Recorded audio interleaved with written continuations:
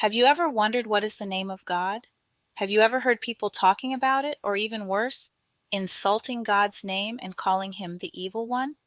Have you ever felt confused or lost in the midst of all these debates and controversies? If you have, you are not alone. Many people today are searching for God, but they are also facing a lot of confusion and blasphemy along the way. Some people claim that they know the true name of God and that anyone who uses a different name is wrong or even evil. Some people say that God has many names and that we can call him whatever we want. Some people say that God has no name and that he is beyond our human understanding. And some people say that God does not exist at all, and that his name is just a human invention. So who is right, who is wrong? How can we know? How can we avoid blasphemy while searching for God? The answer is simpler than you might think. It is not about the name, it is about the relationship. The Bible tells us that God has many names, but they all point to his character and attributes. He is the Creator, the Almighty, the Lord, the Holy One, the I Am, and many more. But the most important name that God has given us is Father. Jesus taught us to call God our Father in heaven and to pray to him as his children. He also showed us by his example how to love and obey God as our Father. After all, we don't call our parents by name, do we? Doesn't it sound disrespectful to call your mom or your dad by their names? Jesus showed us the way. He did not call God by any specific name.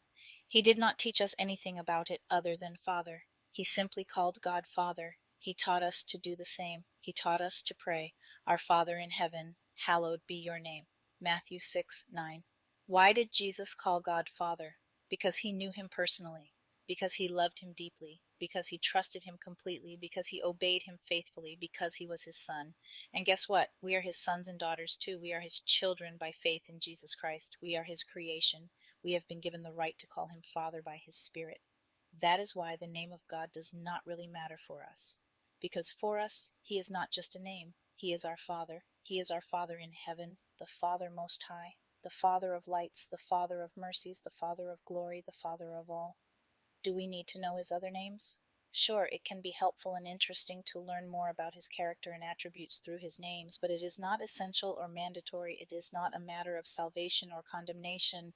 It is not a reason to fight or divide. Do we need to respect his name?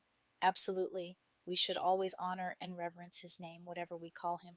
We should never use his name in vain or curse or swear or lie by his name. We should never blaspheme or mock his name or associate it with evil or falsehood. But how can we avoid blasphemy while searching for God? By following the example of Jesus, by calling him Father, by praying to him sincerely and humbly, by listening to his word and obeying his will, by loving him with all our heart, soul, mind, and strength, by loving our neighbor as ourselves. By doing this, we will not only avoid blasphemy, but we will also find God. We will find him as our Father, who loves us unconditionally, who cares for us providentially, who guides us wisely, who forgives us mercifully, who blesses us abundantly.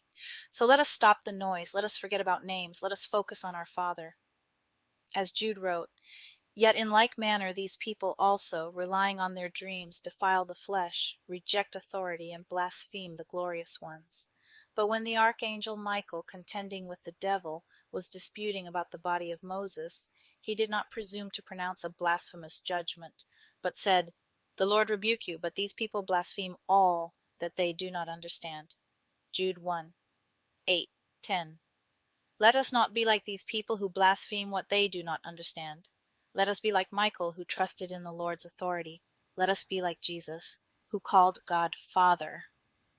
Hope this video helps you eliminate distractions and focus on what truly matters.